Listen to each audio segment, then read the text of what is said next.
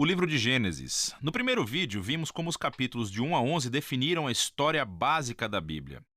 Deus criou todas as coisas e fez os seres humanos à sua imagem para governar o mundo em seu nome. Os seres humanos escolheram o pecado e a rebelião, e o mundo ficou fora de controle num ciclo de violência e morte, levando à rebelião e à dispersão do povo na Babilônia. Então a grande questão é: o que Deus vai fazer para resgatar e redimir seu mundo? A partir da dispersão da Babilônia, o autor traça a genealogia de somente uma família, que culmina em um homem chamado Abrão, mais tarde conhecido como Abraão. A promessa de Deus para Abraão, no começo do capítulo 12, abre um movimento completamente novo na história. Deus chama Abraão para que deixe a sua casa e vá para a terra de Canaã, que Deus diz que será sua um dia. Nessa terra, Deus promete a Abraão que irá torná-lo uma grande nação e irá fazer seu nome grande e abençoá-lo. Essas promessas estão ligadas a partes anteriores do livro. A Babilônia, de forma arrogante, tentou buscar a sua própria fama e isso não terminou muito bem. Mas Deus, em sua generosidade, vai dar um grande nome a esse cara sem nome, Abraão. A bênção de Deus para Abraão ecoa a bênção original que Deus deu ao mundo no início de tudo. Então a pergunta é: por que Deus abençoou Abraão e sua família? A última frase da promessa de Deus deixa isso claro: para que todas as famílias da terra encontrem a bênção de Deus por meio de você. Isso é um ponto-chave para entender todo o resto da história bíblica.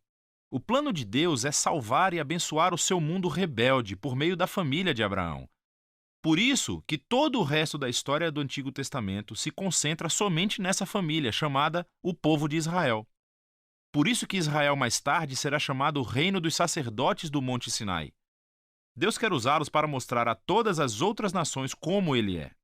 No fim, essa é a promessa realçada pelos profetas bíblicos e poetas que aparecem mais tarde, que dizem que o seu cumprimento virá por meio do rei messiânico de Israel, cujo mandato trará justiça e paz a todas as nações. Mas nesse ponto da história, nada disso está claro. Você tem que continuar lendo e ver como a promessa se desenvolve. O resto do livro concentra-se em Abraão e sua família. Primeiro no próprio Abraão, depois no seu filho Isaque, depois no seu filho Jacó e finalmente nos 12 filhos de Jacó. Essas histórias de cada geração são unidas por dois temas principais. Primeiro, cada geração da família de Abraão é marcada pelos mesmos erros. Eles continuam fazendo péssimas decisões que destroem as suas vidas e arriscam a promessa de Deus. Contudo, Deus permanece fiel a eles. Ele continua salvando-os dos seus próprios erros e reafirmando o seu compromisso de abençoá-los e abençoar as nações por meio deles, apesar de suas falhas. As histórias de Abraão. Deus tinha prometido a Abraão uma família enorme, mas em duas ocasiões diferentes ele teme por sua vida, porque outros homens se sentem atraídos pela sua esposa. E ele nega estar casado com ela, o que obviamente cria todo tipo de problemas. Não só isso, mas Abraão e sua esposa Sara não podem ter filhos. Então Sara planeja para que Abraão tome uma das suas servas, o que também cria todo tipo de problemas. Mas toda vez Deus livra Abraão. Nos capítulos 15 e 17, Deus chega a formalizar sua promessa para Abraão com um compromisso oficial, chamado de aliança. Essa é uma cena clássica. Deus convida Abraão para olhar o céu estrelado de noite e contar as estrelas. Ele diz que a sua família será numerosa do mesmo jeito. Apesar das probabilidades, sem filhos e sem maneira de ter nenhum filho no momento, Abraão olha para o céu e simplesmente confia na promessa de Deus. Deus responde por meio de uma aliança com Abraão, prometendo que ele se tornará pai de várias nações, que a bênção de Deus virá para o mundo inteiro. Deus pede que Abraão marque a sua família com o sinal da aliança, a circuncisão de todos os meninos da família. Esse símbolo serve para que eles lembrem que a prosperidade da sua família é uma dádiva de Deus. Abraão termina por ter muitos filhos e morre em idade bem avançada. As histórias de Jacó abordam esses temas de forma ainda mais dramática. A partir do seu nascimento, Jacó faz jus ao seu nome, que significa enganador. Ele engana seu irmão Esaú, tomando a sua herança e a sua bênção. E ele faz isso enganando seu velho pai, que estava cego e simplesmente vai embora. Ele tem 4 esposas, mas ama somente uma, Raquel. E isso cria muitas rivalidades na família. A única coisa que o humilha é ser enganado por seu tio Labão, que toma anos de sua vida. O jogo finalmente virou.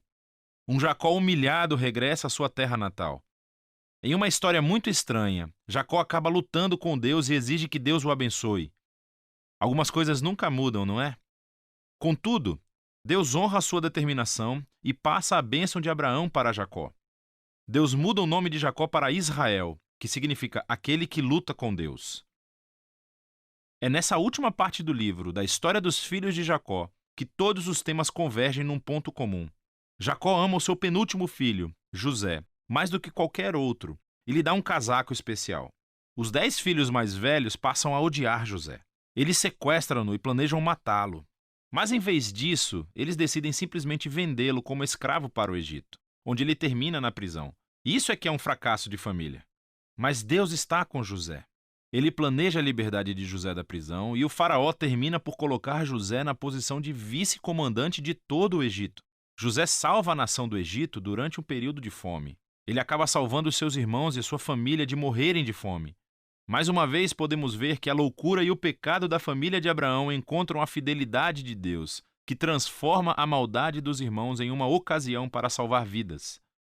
Isso é exatamente o que José diz perto do final do livro.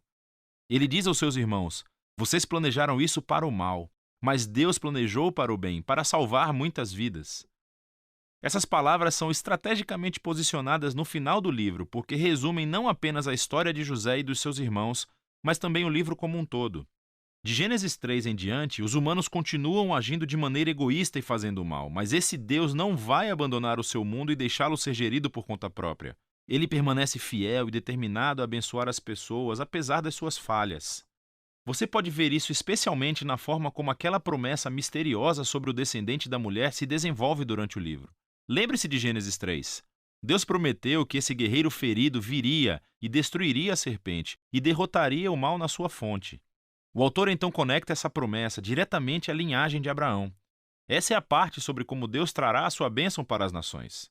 De Abraão, a promessa é ligada a Judá, o quarto filho de Jacó, da seguinte maneira. Em um poema extremamente importante no capítulo 49, Jacó, já envelhecido e no seu leito de morte, quer abençoar os seus 12 filhos. Quando chega a vez de Judá, Jacó prevê que Judá se tornará a tribo dos líderes reais de Israel.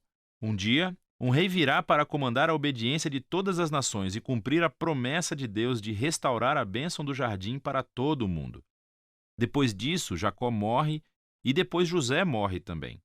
A família, ainda em expansão, permanece no Egito. O livro de Gênesis termina com todas essas esperanças e promessas futuras no ar, sem desenvolvê-las. Isso obriga você a virar a página para ver como tudo vai acabar. Por agora, esse foi o livro de Gênesis.